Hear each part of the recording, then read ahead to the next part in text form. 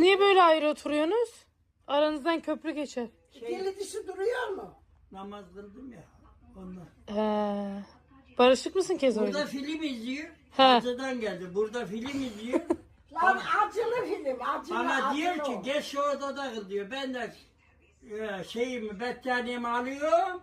Gidiyorum o odada kılıyorum. Lan acılı film bu, acılı. Namazı bitiriyorum geliyorum ki hala ağzını dikmiş film seyrediyor.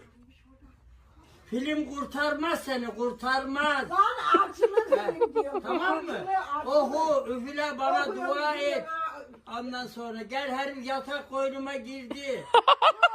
Abi Koca sakalım anladın mı? Sakalın nesi var? Film ondan düzgün ya. Acılı yakamıyor. Film benden ileri mi?